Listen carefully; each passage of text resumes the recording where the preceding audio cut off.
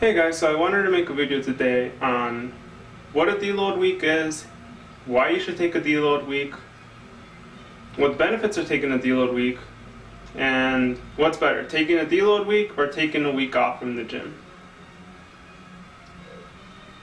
Now, the main reason I'm making this video to start off with is because currently I'm on my deload week for the program 531 by Jim Wendler.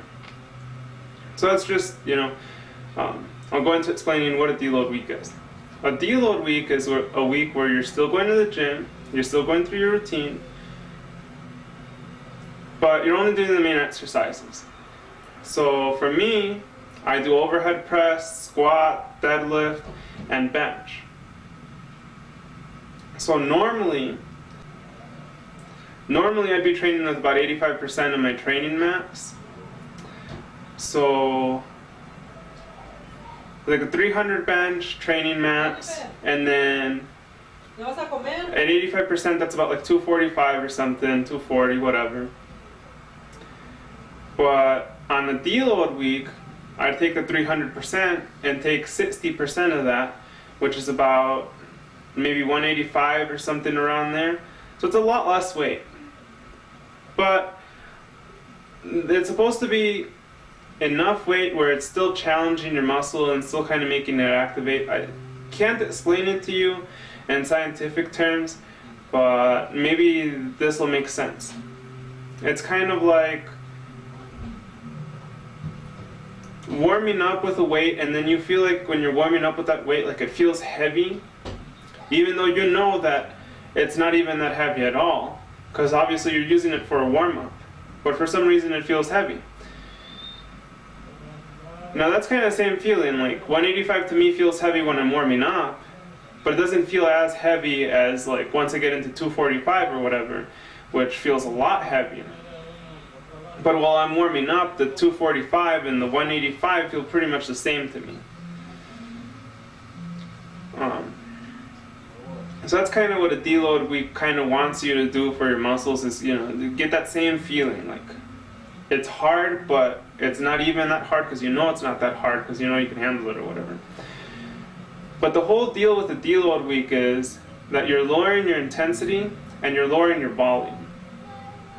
So again, you go from 245, for me, go from 245 to 185, that's lowering the intensity. So I'm not even working out that hard. Like on a scale from 1 to 10, that's like that's maybe like a 4 for me. Now, in terms of volume, this pretty much means one of two things. You either lower the weight or you lower the reps. In this case, I lower the reps. You could do either or. Although you'll find that your recovery is going to be a little bit different if you lower the intensity versus lowering the frequency, the reps, or lowering keeping the reps the same or whatever you want. But I find that it's better to just lower the reps and lower the weight. You could just do one rep and not lower the intensity, keep the weight the same. But again, I find that it works better when you just lower the weight and the reps. So in my case, I lower the weight to 185 and I lower the reps to just about 5 reps. That's just about enough to keep a good time under tension, but not too much to break down any muscle or anything like that. So that's a deload week, basically going in, going through your workout in a shortened time. You're not doing any accessory work, you're not doing any extra crap, you're just doing your main movements and getting out and going through the range of motion. Now, why you should take a deload week, and this kind of goes into the benefits too. Why you should take a deload week is because you get time to go to the gym, shorten your workout, make time for other things.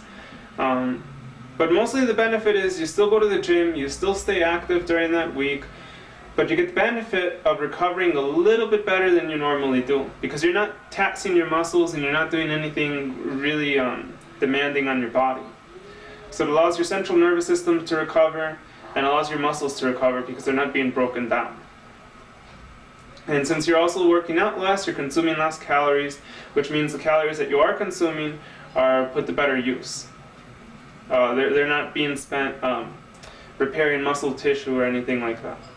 And then the other benefit of taking a deload week is when you come back to the gym the next week, since you were active the last week and your muscles are still a conditioned state, so they're still active and they're still able to perform,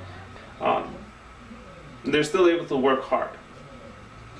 Now, personally, I don't like taking deload weeks.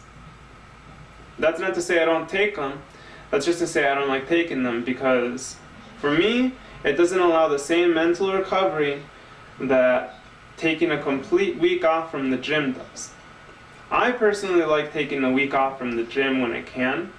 Currently the program I'm running doesn't really allow that, because it goes in a periodic progression where you're training for about 3 weeks and you're slowly intensifying, and then you take a deload so that you can keep intensifying and keep going. And it's kind of a little bit different than what I normally do. What I normally do is I go through a hypertrophy phase. No, I go through an endurance, then a hypertrophy, then a strength, and then maybe a maximal strength phase. And that's a little different, because the hypertrophy and endurance, that's not really that demanding on your central nervous system, so you don't really need to take a deload week. You could just get away with taking a complete week off, because your body's being taxed in a different way. But with 531, your body's being taxed in a more neural way. It's more the central nervous system that gets tapped out rather than your muscles.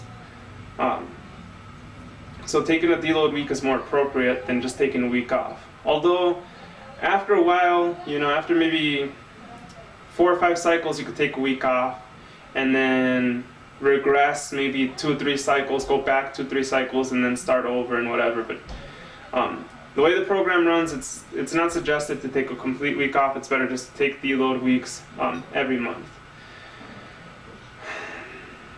Now, anyways, what I was saying is I like taking a week off from the gym. So to me, that just means basically not doing anything gym related at all, besides maybe watching a few YouTube videos here and there. Now, why I like taking a week off is because it allows me to mentally recover. I don't have to think about going to the gym. I don't have to think about anything related to exercise or anything. The only thing I do is keep my diet in check. So, I might eat a few more cheat meals, but I won't be like skipping meals or ruining my my routine that's already established. I'll still go to sleep at the same time. I'll still eat when I'm supposed to eat or when I normally eat. I'll still do everything the same. It's just that instead of working out, I'll use that time to do something else. And this helps me because when I come back, I come more motivated, because for me, that week off feels like it's been like a year off from the gym. So that way when I come back, I'm like rejuvenated, fresh, I'm excited to come back.